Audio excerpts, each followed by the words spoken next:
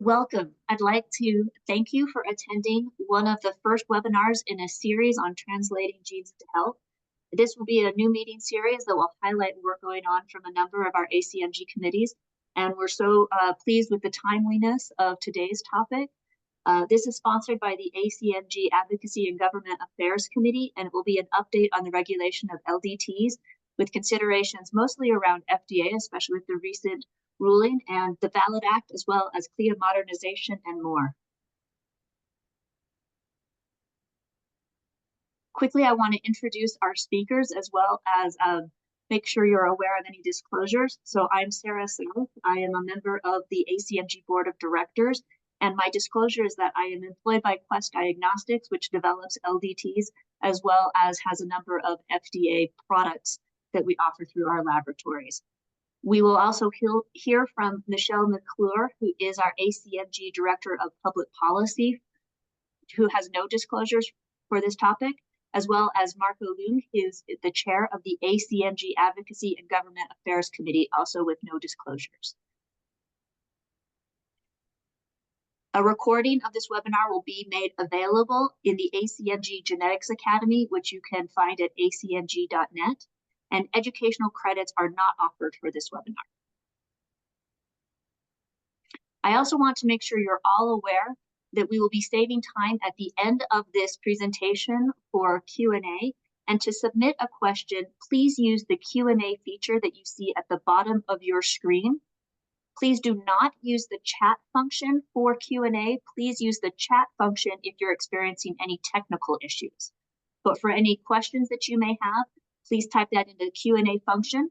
Also, you can upvote anything that you see there from anybody else's questions, and we'll be monitoring those questions and determining the particular ones that are of most interest, as well as lumping them into common topics to answer at the end of the presentation. A final disclaimer, this information is for your informational purpose only. It's not intended as a guide for complying with the FDA, and laboratory professionals should consult with their own regulatory affairs within their institutions for guidance on complying with FDA requirements. I'll now turn the time over to Michelle to describe the FDA's new rule.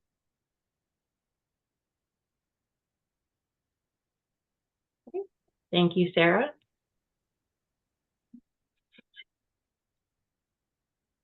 All right, so I wanted to start with just a few highlights from the past almost 60 years that led us to where we are today. The first regulations of clinical tests were in 1967, when Congress passed a bill to regulate certain clinical tests, a very early and skimmed down version of CLIA.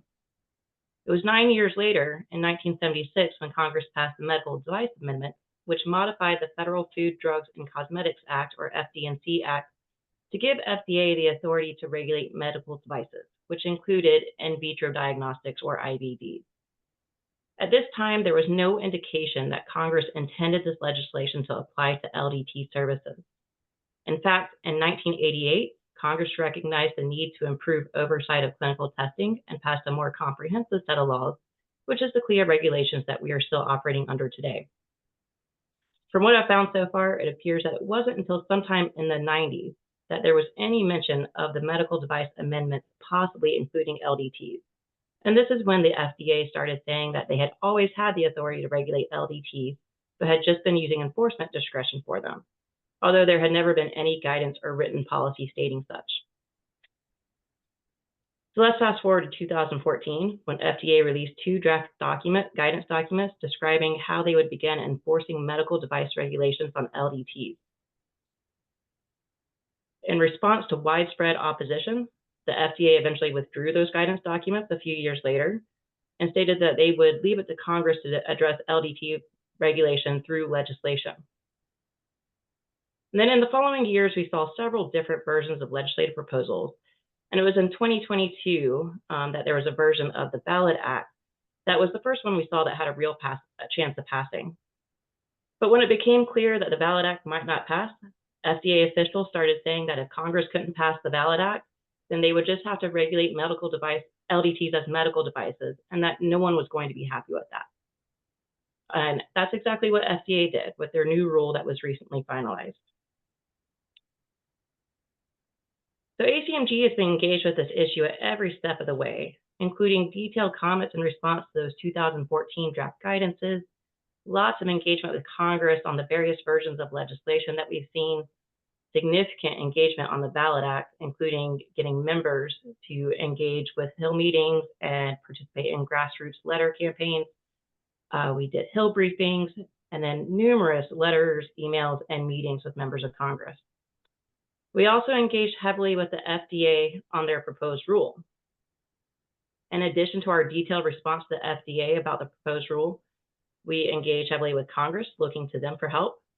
We pursued meetings with various offices in the White House who had a shared interest in the topic. And we even met with OIRA, which is the office that was responsible for doing the final review to determine if the current administration would approve the rule moving forward towards finalization.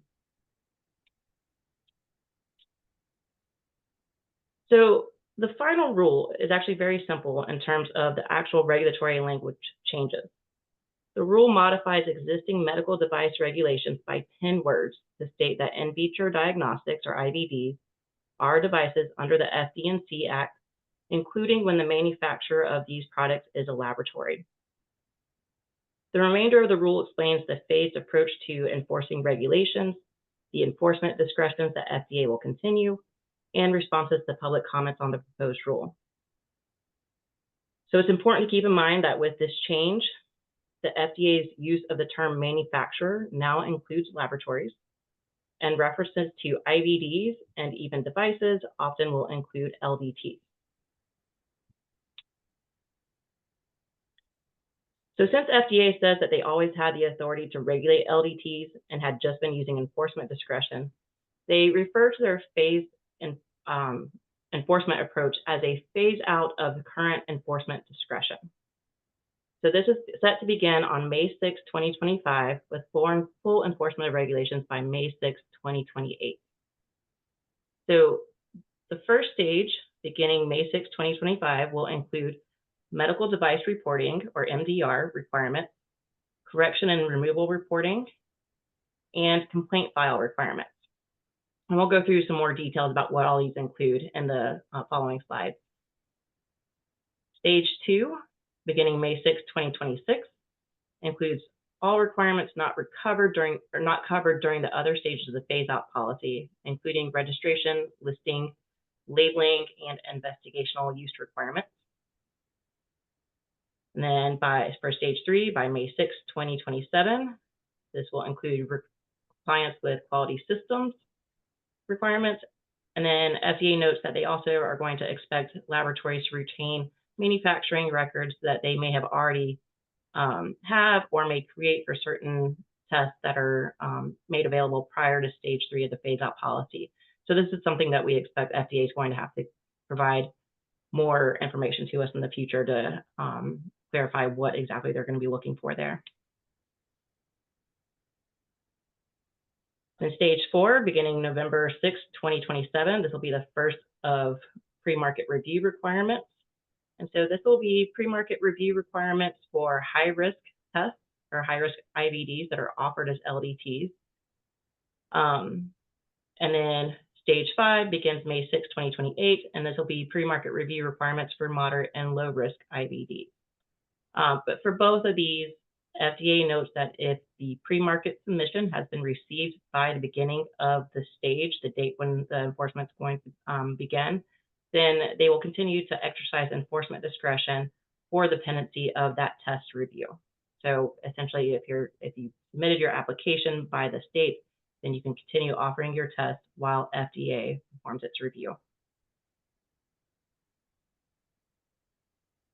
Right, so for the next several slides, I will provide a high-level overview of the medical device regulations that are set to be applied to LDTs. Throughout these slides, I've included references to the applicable regulations, but all this information and more, including hyperlinks to the regulations and other helpful FDA resources, is also included on a summary document that's on ACMG's website, the link to which is going to be provided at the end of this presentation. Also, as Sarah mentioned at the beginning of this webinar, please keep in mind that this is just informational to help you begin to familiarize yourself with medical device regulations. It's not necessarily a complete listing of all applicable regulations, and those developing LDTs really will need to consult with your own regulatory affairs professionals to understand how to prepare and comply with the FDA regulations. All right, so we'll start with the regulations related to stage 1 of the enforcement plan. By May 6, 2025, laboratories developing LDTs will be expected to comply with medical device reporting, or MDR, requirements. These are requirements to have a process for identifying and monitoring adverse events, which means deaths or serious injuries, and certain device malfunctions, and this includes reporting and record-keeping requirements. During this stage, labs will also be expected to comply with corrections and removals, which includes procedures to fix identified problems with the test, including, if necessary, initiating recalls for a defective or problematic test. Labs will also be expected to comply with complaint handling requirements to establish procedures for receiving and evaluating complaints, including any written, electronic, or oral communication alleging deficiencies related to identity, quality, durability, reliability, safety, effectiveness, or performance of a test.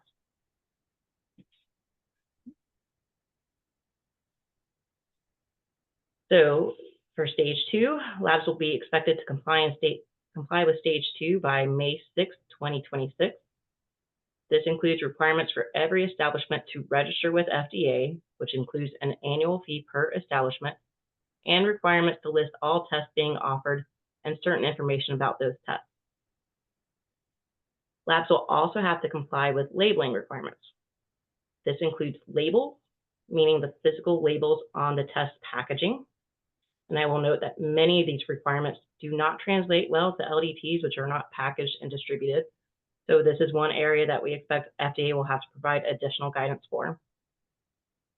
And then these requirements also include labeling, which means all other written, printed, or graphic matter accompanying the test, such as brochures. And I also just want to highlight that a past court ruling stated that most, if not all, advertising is considered labeling. So this may also include information on your test menus and websites. And then last for stage 2 is investigation requirements. Tests that are being used in clinical research will have to comply with investigational device exemptions. So under FDA, all studies using human specimens will require an IRB, even if you are only using residual de-identified specimens that are not considered human subject research under the common rule. Tests that are considered non-significant risk will just need the IRB in place. Tests that are considered significant risk will also need to get an investigational device exemption, or IDE, from FDA before beginning the study. So stage 3, which becomes effective May 6, 2027, will require compliance with all quality systems requirements, or QSRs, with the exception of complaint handling, which was actually part of the stage 1 requirements. So I'm not going to go through all the details of all the QSRs, but this includes things like design controls, document controls, purchasing controls, process controls, corrective and preventive action, or CAPA, requirements, records requirements, and more. Now, some of these will have some overlap with existing CLIA requirements, while others will be more extensive. Details about all these requirements are included in the actual regulations, which I've listed the references for. The FDA also has a lot of additional guidance documents and web resources specific to compliance for IVDs. So moving on to stage 4, this will be the first of pre-market review requirements. By November 6, 2027, labs offering high-risk tests, with the exception of those that are exempted, which will be covered later in this webinar, will have to submit a pre-market approval, or PMA, application to FDA. PMA applications are quite extensive and include non-clinical and often clinical studies, as well as a slew of other information about your test, such as details about components and reagents used. FDA has indicated that as long as the application is received by the enforcement date, labs will be able to continue to offer their tests while their application is being reviewed. Now, stage 5 goes into effect 6 months later. So by May 6, 2028, all moderate and low risk tests requiring a pre-market review will have to submit an application to FDA. These tests generally go through the pre-market notification or 510K process. This process requires that a test be compared to a similar legally marketed test that is already being offered, which is referred to as a predicate. This requires comparative studies between the new test and the predicate test. Now, this is another area where FDA may need to provide additional guidance because unlike distributed IVD test kits that can be purchased, LDTs cannot be purchased and run in a different laboratory to facilitate these types of comparative studies. Now, when there is no existing predicate device to support a 510K application, a lab would have to go through the de novo classification request process, which is a bit more extensive than a 510K and includes data submission requirements for both clinical and non-clinical data. So another place where we may need additional guidance from FDA, especially for genetic tests, is test classification. Tests are generally divided into 3 classes that correlate to FDA's view of risk. To understand how your test should be classified, the best place to start is often looking through FDA's database of medical devices to find similar tests and see how they are classified.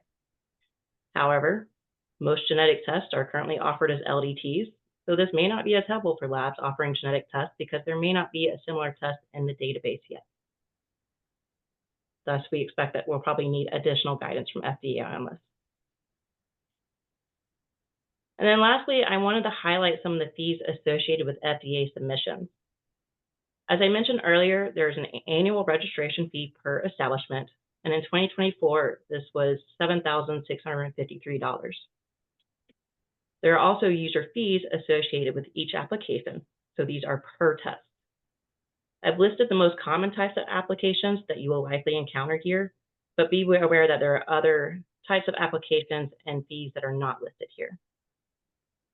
So just to highlight a couple, for 2024, a single 510K application for one test is over $21,000, and a PMA application is over $483,000. Now, there are reduced fees for establishments that receive a small business designation from FDA, which is for businesses that, including their affiliates, have gross receipts and sales of less than $100 million for the previous tax year. But I also want to note that this is just the application fee and does not include any of the costs to complete the studies, comply with other FDA requirements, or to hire regulatory staff to manage the application process and interactions with FDA. Nor does this include the FTE time that will be needed to complete the studies.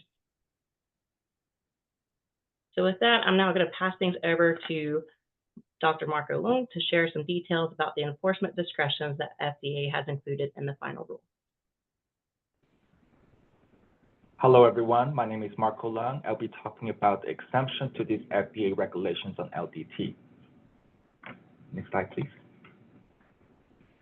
So this is a summary slide for the enforcement discretion in the FDA final rule. While we may refer to this as exemption on occasions, the technical term from the FDA is enforcement discretion. So this means that the FDA is not enforcing these certain regulations at this time, but it does not mean that it could not change in the future.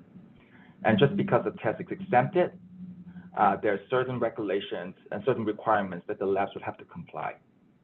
For example, for tests that are approved by New York State CLIA program, they would still have to go through stage 1, 2, 3, while stage 4 and 5 are exempted. And also, just because the test is exempted, there's still certain requirements that laboratory will have to comply. So next, I will go through some of the details in the following slides.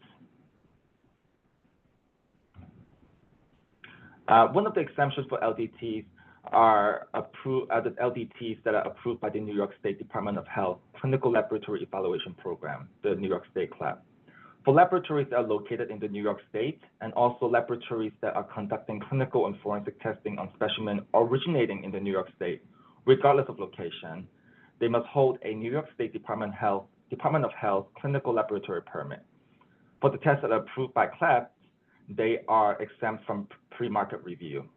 And this program was granted exempt status by the CMS because New York State CLIA program had equal to or more stringent requirements than CLIA. However, for this exemption, if conditional approval is withdrawn, for example, because New York State CLIA approval is denied, then the test would have to go through pre-market approval by the FDA. Now, the FDA rationalizes that the pre-market review exemption based on certain risk mitigation under New York State CLIA, such as evaluation of the analytical and clinical validity, and also the accompanying information that must be submitted. The FDA notes that there is much alignment between the FDA and the New York State CLIA review processes. Also, the FDA has accredited New York State CLIA as an accredited third-party review organization qualified to review pre-market notification, 510K submissions for certain IVDs. And this is part of the reasoning for this particular exemption. Next slide. Another exemptions are the LDTs that have unmet needs. And the FDA defines these as validated LDTs manufactured and performed by a laboratory integrated within a healthcare system to meet an unmet need of patients receiving care within that same healthcare system. Unmet needs means that there's no available FDA authorized IVD that meets the patient needs. And that's maybe because there's no FDA authorized IVD for that specific disease or condition, or there's an FDA authorized IVD for that disease and condition, but it is not indicated for use on the patient, or a unique attribute needed to be added to the LDT to meet the patient's need. For example, a different specimen type. Or there's an FDA authorized IVD, but it is not available to the patient. The FDA rationalizes that there's shared responsibility and potential liability for the patient outcomes among the physicians and the laboratory professionals within the same hospital system, as well as better communications between physicians and laboratories, which helps to mitigate risk. Next slide. However, unmet needs does not include patients that are being treated at an affiliated hospital with different corporate ownership than the laboratory.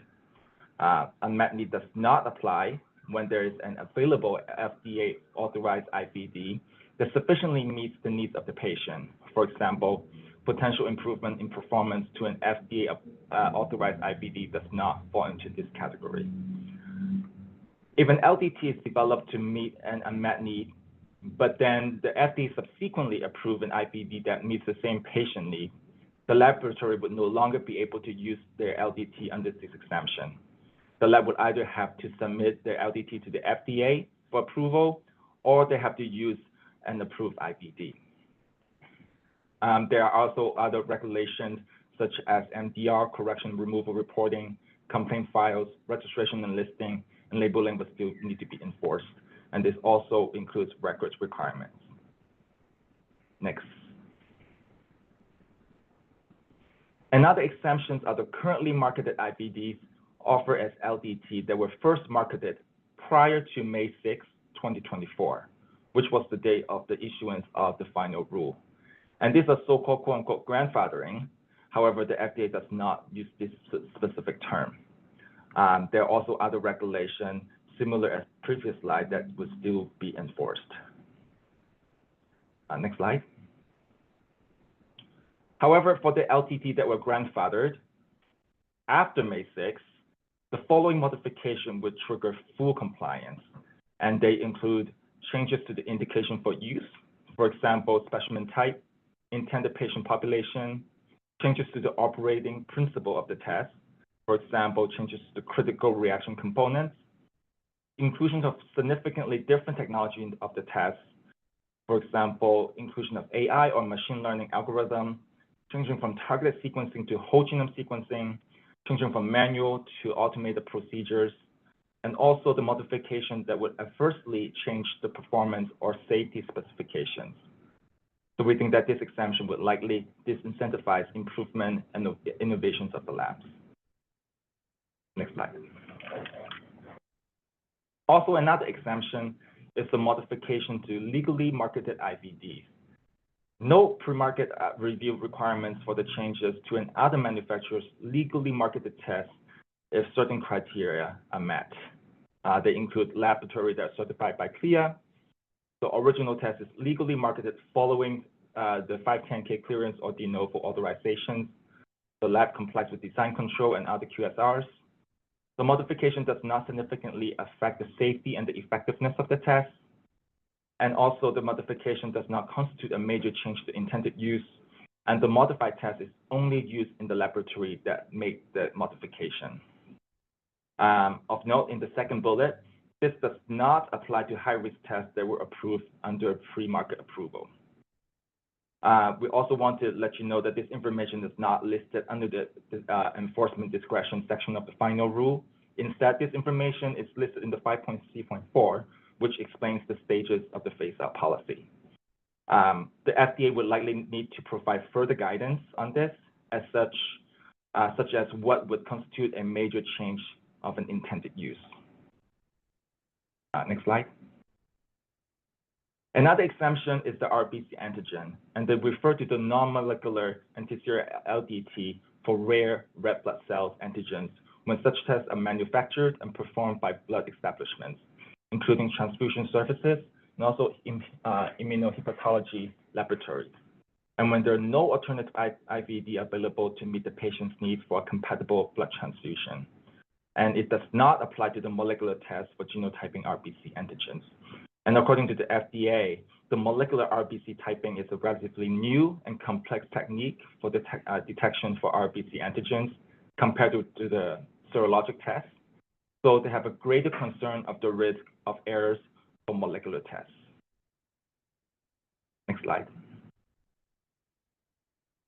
Another exemption are the 1976 type LDT, and they refer to the tests that use manual techniques without automation performed by laboratory personnel with specialized expertise. These are the tests that use components legally marketed for clinical use, and they are designed, manufactured, and used within a single CLIA certified laboratory that meets the requirement under CLIA for high complexity testing. So for example, this 1976 type LDT would include immunohistochemistry tests that involve no automated preparation or interpretation. It would not include lateral flow tests as they do not generally rely on laboratory personnel expertise. So for us in genetics, I would say that karyotyping and FISH would often meet this. However, if the labs are using any automated sample handler or software that can help interpretation, they would not fall into this exemption category. Also, I want to note that for tests that are using components that are labeled as RUO, research use only, they would not qualify to this exemption. Next. There are also other examples of exemptions, and they include HLA tests that are designed, manufactured, and used within a single laboratory under CLIA for high complexity histocompatibility testing when used in connection with organ stem cell and tissue transplantation to perform HLA allele typing, and for HLA antibody screening and monitoring, or for conducting real and virtual HLA cross-match tests. Another examples are the tests that are intended solely for forensic purposes, and also the LDTs manufactured performed within the Department of Defense and Federal Health Administration. And for the last point, FDA noted that the DoD and the VA have agreed to use the FDA authorized IVD when they're available, but occasionally have a unique patient needs. For example, tests for rare chemical exposures that require a unique LDT. Also, the DoD and VA are taking steps in consultation with the FDA to track all the LDTs that are in the system and to ensure the analytical and clinical validity of the LDTs, the quality manufacturing of the LDTs, and the central reporting of adverse events. Next. Now, there are tests that are not being impacted by this rule, and that's mostly because there are already regulations in place and they're being enforced. And they include tests that require infectious disease screening for blood donors and other tissue donors. And also the tests required for determination of blood group and Rh factors. and also tests intended for emergencies, potential emergencies, and material threats declared under the Federal Food, Drug, and Cosmetic Act. Last but not least, the tests that is not impacted by this rule are the direct-to-consumer tests intended for consumer use without meaningful involvement of a licensed healthcare professional. And this is because there are already regulations in place for this specific LDT or specific test. Next slide. So there are caveats to these exemptions.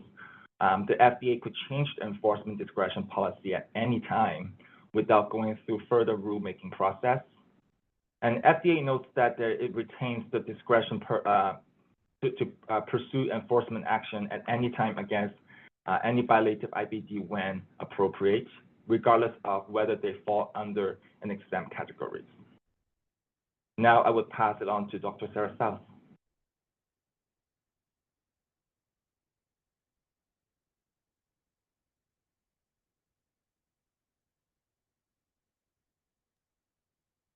Thank you. Just take a moment to come off of mute. So we know that there's a lot of questions, and of course we don't have crystal clear answers, but we do want to talk about some of the things that looking ahead around to help clarify some of our questions or consider what might happen in the future. So next slide. While we expect the FDA will provide additional guidance on many topics, many of these may not be done in as timely of a manner as needed for our laboratories. The ACMG will be reaching out to FDA with a list of questions and areas in which additional guidance and clarity is needed for the laboratories. Some examples of things that we expect you will be having questions about. Again, some of these labeling requirements. As Michelle mentioned, we tend to not distribute and package. So exactly where would the labeling go? And exactly what does that mean for our test directories? Another example with whole genome sequencing. Many laboratories think of this more as a platform. In some cases, it may be the assay itself, for example, doing a diagnostic odyssey for a rare disease, but also it may just be a platform where it's a backbone and then individual components of the test are sliced off for reporting particular panels. How would you consider the submission of such, both the analytical validity and the clinical validity when it's being used for sliced panel testing? So we encourage you to gather these questions and share them. You can share them directly with the ACMG at the email address noted there. You can also directly reach out to the FDA. There's an email address specific to questions that have to do with the LDT final rule. And we want them to understand our concerns and where we need additional clarity. Next slide. There's also the possibility for congressional intervention. Hold on, let me move something here. So a Congressional Review Act is a possibility. Hold on 1 second, I'm having just a technical difficulty. I got there. Okay, there has been a recent update. The CRA resolution has been both introduced last week in both the House and the Senate. So this is a method whereby Congress can stop an agency rule from going to in effect. It's not clear whether the resolution that was introduced last week will move forward for a vote. If it does go forward to a vote, it requires a majority in both chambers of Congress. So although we don't know if it will go for a vote, we encourage everyone, both individuals and institutions, to reach out to your respective senators and representatives from your state and ask them to support this Congressional Review Act. This type of advocacy will be especially important with Democratic members of Congress. And this is because it is likely that Democratic members have reservations. However, they tend to have reservations about going against something that has been supported by their administration, which is currently in office. Therefore, particularly if you have Democratic representatives to reach out to them, please do so. Also stress to them that labs are having to make decisions about their validations and their future test offerings now, and we can't afford to wait for future legislative solutions. ACMG will be launching a letter writing campaign for individuals to participate in the coming weeks, so please watch for that in your email. There's also an institutional level sign-on letter that is circulating this week. So please reach out to your institutions to see if they are interested in signing on to this support letter, and contact Michelle McClure as soon as possible this week if your institution is willing to sign on. We are trying everything possible to gather congressional support for this Congressional Review Act. However, as mentioned, Democratic representatives may be less likely to support.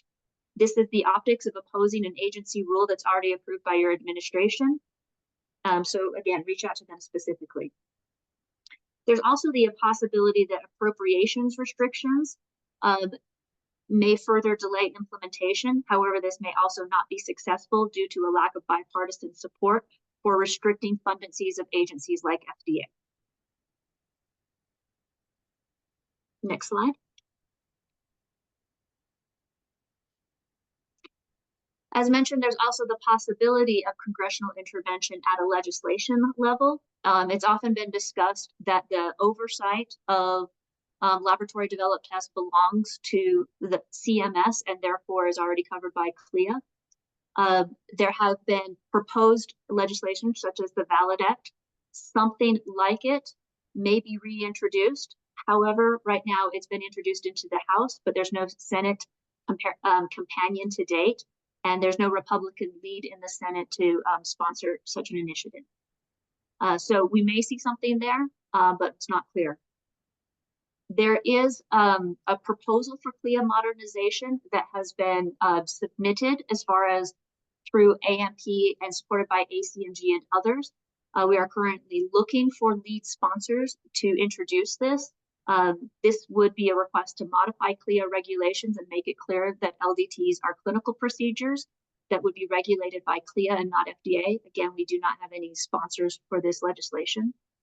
And again, there's no clear path for legislation passing in this Congress, but there is a good bit of attention in it in both the House and the Senate. So another good reason to reach out to your local representatives.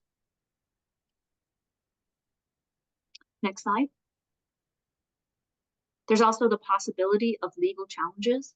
As mentioned, questions remain over the FDA's legal authority to regulate LDTs, and legal challenges are expected but are not guaranteed. And a lawsuit may or may not result in the delay of implementation of the rule. So even if there is a legal challenge, it may not result in a rollback of what happened with May 6th.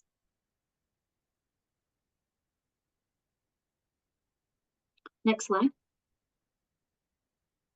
So the takeaways.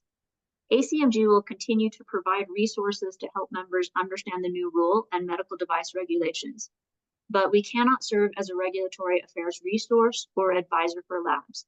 It is highly recommended that you connect with your own regulatory affairs professionals for advice on how to comply with these regulations. We've listed a number of resources. Some are here in the slide. Many more are at ACMG's website. We encourage you to educate yourself and to reach out to ACMG with specific questions that we can help compile and submit to the FDA.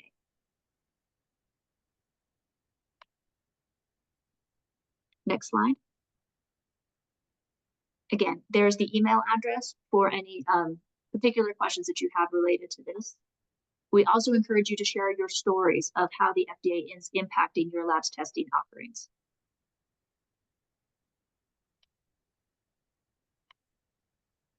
All right, we have approximately 20 minutes remaining for our Q&A session. I'm going to moderate that.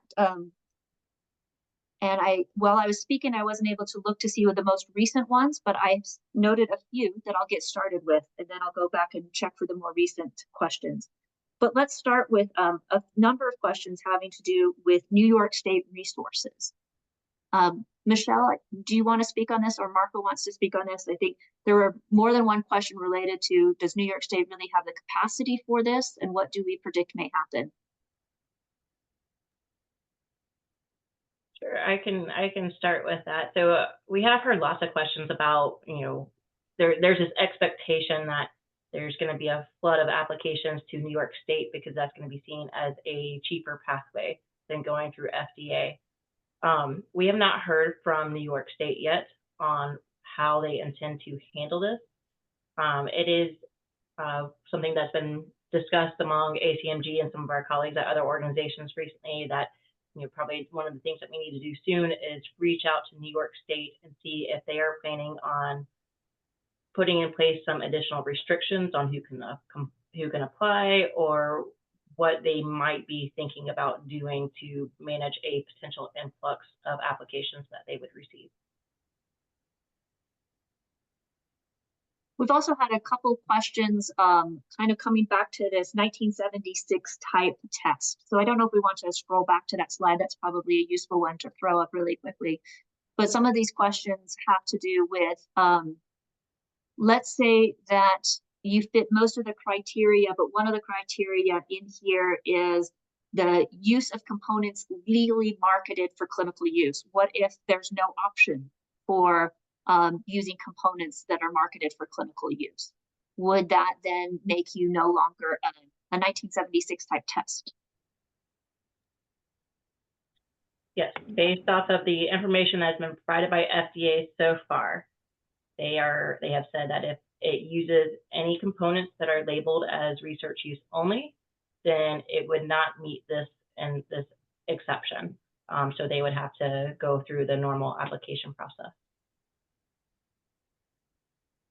Okay. Kind of maybe along a similar vein, when we think about some of our more advanced technologies, but maybe they are manual, such as whole genome sequencing.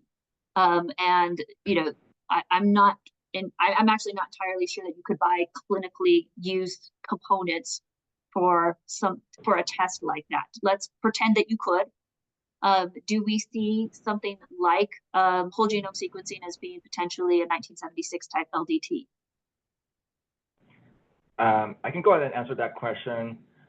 I can say no. Well, one, whole genome sequencing did not exist in 76. And also genome sequencing requires, the sequencer, right? That's highly automated. And you need a bioinformatic pipeline to help you filter and align your sequencing reads and, filter out those variants using different database. So that's very much an automated process and using software that helps you to guide you interpret your results. So I would say no, whole genome sequencing would not be considered a 1976 type LDT. Maybe let's jump to the slide on grandfathering. We have a series of questions related around there. A particular question, let's say that currently you have a test that you have marketed prior to May 6th, but it uses RUO equipment. And what you'd like to do is exchange that out for something that's either DX or ASR labeled. So, you might think, I'm making it more compliant with regulations. Is this really a modification that then is going to require for me to not lose its grandfathering status?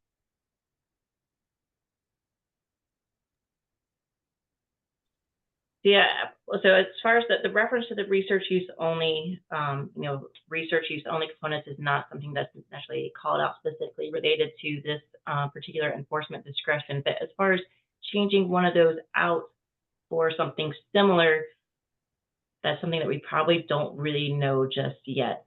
They do say if it's a change to the indications for use, or some sort of a major change to the operating principle, then that would constitute no longer falling under this exemption. But whether or not FDA would see that type of reagent substitute, a one-for-one reagent substitute as a major change, we don't know for sure yet.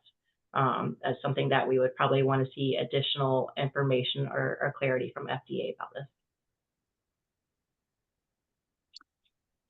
Another question that's kind of, again, around this grandfathering situation is when it comes to changes that are maybe not exactly around the wet lab components of the test, but maybe changes around, for example, variant classification guidelines. Do we see those? Do we see, essentially variant classification as something that we do falling under FDA purview? And when we have changes in how we do variant classification, would that then also trigger a modification of the entire test? So that's a great question that I think is a major unknown, that in all the years that we've been working with legislative proposals and the FDA proposed rule, this is a topic that we have always brought up and have never gotten an answer from anybody on. And that's really just about how FDA is going to look at variant interpretation in general. Some people may recall several years ago, FDA sent out a warning letter to companies offering pharmacogenomic tests. And they basically said that they were going to start restricting what you could say on a report, even though they weren't regulating the actual test.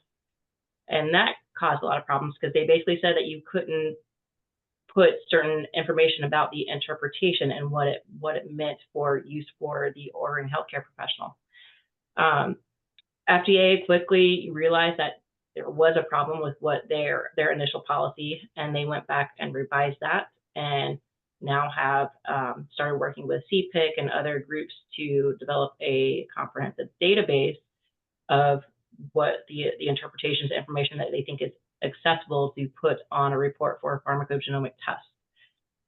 So, but as far as what this means for genetic tests in general, it really has not been addressed by FDA yet. So what this means for a test that goes through the pre-market approval process, how is FDA going to restrict what goes on the reports, as well as how it would affect things like this so-called grandfathering enforcement discretion.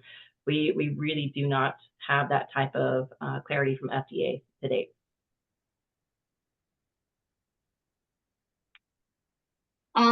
Another question, Marco, I believe you would like to answer this one live. How does this rule affect research programs? So if your institution does rare disease research using genome sequencing, would that research test have to be FDA?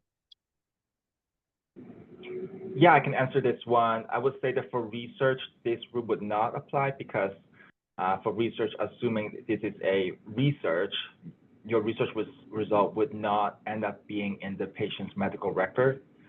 For it to become integrated into the patient's medical record, it has to be a CLIA approved laboratory generating that result. And in that instance, then it would be under the new FDA rule. However, I would say that for your research program, it has to be approved by the IRB, but I would say this current rule does not impact research programs. I'll add to that kind of the caveat of non-clinical versus clinical research. Obviously, if this is clinical research for a new test itself, then the investigational use requirements would be in place. If this is research, clinical research related to a new drug or biologic that is under an IND, investigational new drug application with FDA, then that really will come down to how those centers, the Center for Biologics and the Center for Drugs, will, it comes down to what their requirements are for use of tests in supporting clinical trials for a drug or a biologic. So those would be separate regulations that would really kind of detail the uses for that. So that's just specific to things that are related to clinical trials, though. We have another question that's kind of back to this grandfathering. So let's imagine a situation where you're a relatively small lab, and at this point you're saying, okay, I have what I have, and I'm not going to do modifications. So I'm going to continue to offer the test that I have under the grandfathering status, and therefore I would be subject to stage 1 and stage 2, but not stage 3, 4, or 5. Is it still likely that I may have an FDA audit?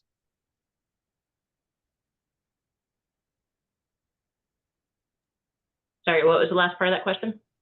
So it's, I guess I'll say it again. So you say, okay, at this point, I'm going to just have my menu in its grandfathered status and just maintain this and not do any modifications, so that I will, I may still have stage 1 and stage 2. So I'll still do registration. I'll still do adverse event reporting, but I'm not going to have to implement the quality systems requirements or any submissions directly to the FDA. I think the first part of that question was, would I still be subject to CLIA? And I think you would, because you're still offering tests in a production environment. You're still releasing results. So CLIA still applies to your operations. However, would FDA still consider a requirement to audit you? I mean, at this point, you still are registering your test with them, and you still are having to do to deal with complaints and adverse events. Okay. Yeah, so I mean, that's another thing that FDA really hasn't clarified as far as when they would investigate. You know, for tests that are going through FDA, there is usually a set schedule for something that's under an enforcement discretion. I mean, with past enforcement discretions, FDA does not go out and inspect those establishments unless there is something's reported or they think there is a problem.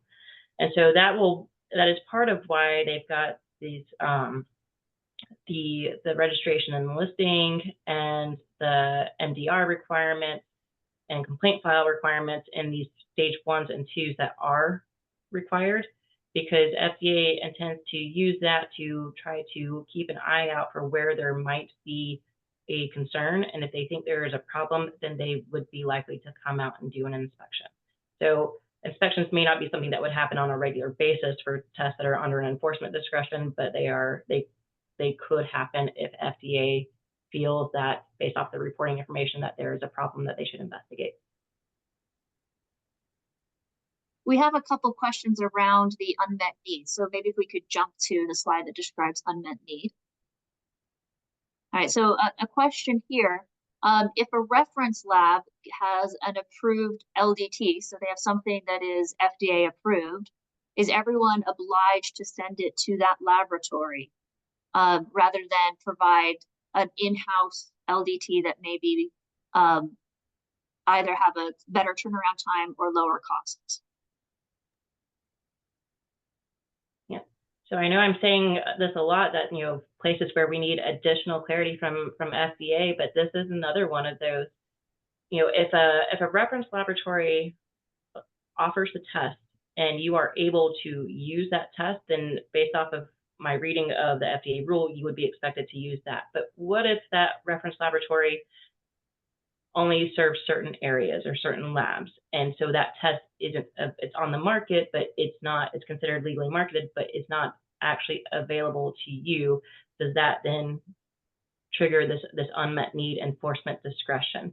You know, there's some, because these are laboratory developed tests offered within a single lab, not things that you can purchase and set up in your lab, like an IVD test kit.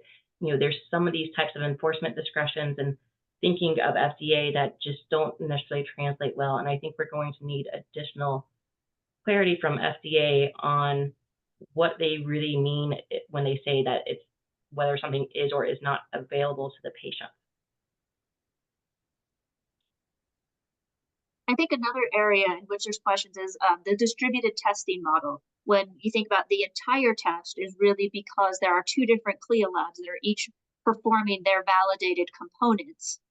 How would this submission process work under the FDA rule when there's two different laboratories that are involved in making the whole? Yeah, so that's a great question also, and not something that was clarified in FDA's final rule or in the preamble to the rule. But the FDA regulations are set up for the whole test system. So it would likely require coordination among the involved laboratories to have one who's responsible for actually submitting the test, and then others under the QSR requirements. There is information and requirements about, you know, when there are multiple manufacturers or establishments involved in creating a device or an IVD, in this case our test, that would apply. But I think there's still probably going to be some vague areas of how you actually work this out with those distributed testing type models that, again, FDA is going to have to provide additional clarity on how people would go about putting together those types of applications.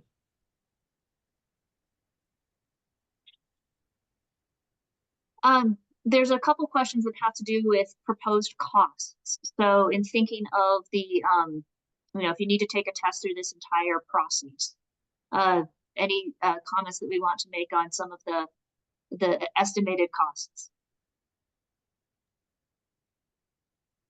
Well, all along the way, this has been, one of the big concerns that we've been stressing to FDA, to the administration, to OIRA. Even back when we were dealing with the Ballot Act, we were stressing this to members of Congress, that the cost associated with the FDA regulatory process is really not sustainable or realistic for many clinical testing laboratories.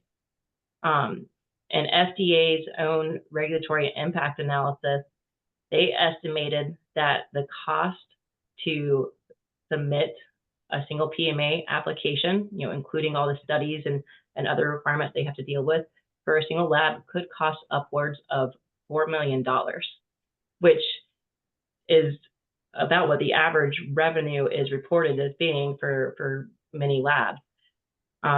So it's really, it doesn't make sense. And when this has been brought up with the FDA, they, so far in their presentations and the comments that they've given, including when they've been brought into congressional hearings and such, they justify it and say that they think that a lot of these enforcement discretions that they put in place will help reduce the financial burden to laboratories. But as far as me personally looking at this, I don't see that they go anywhere near far enough to do that. I still don't see that this is financially feasible for the vast majority of laboratories, clinical testing laboratories.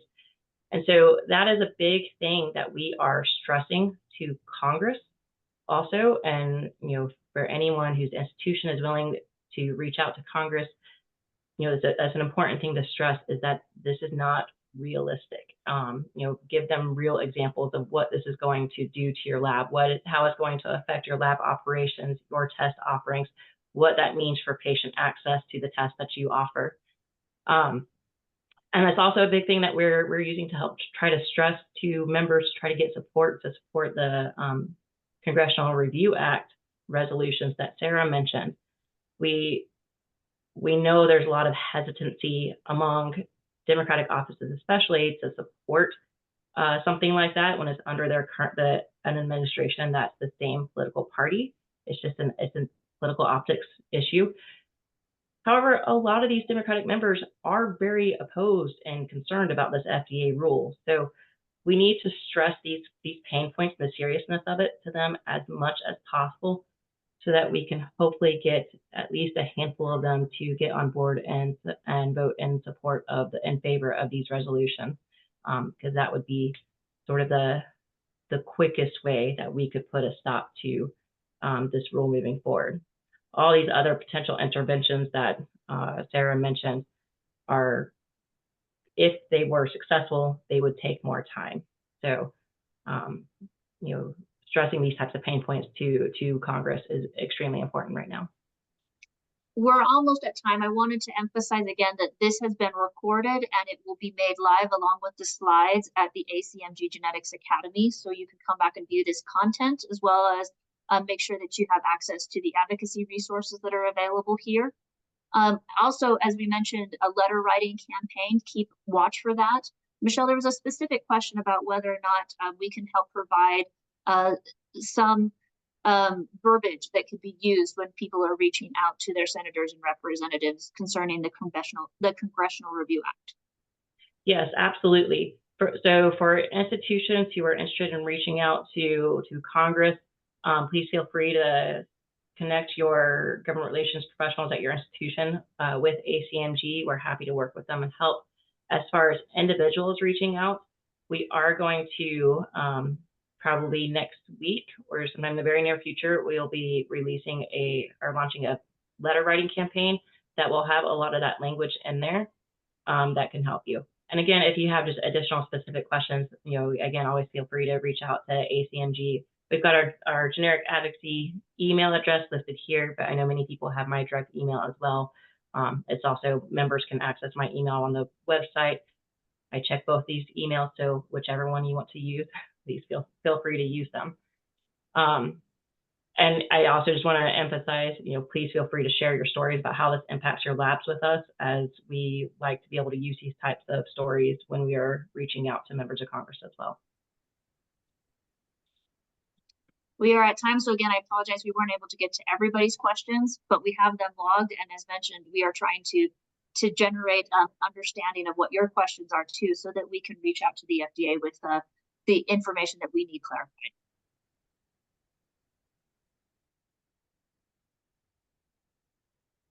Thank you, everyone.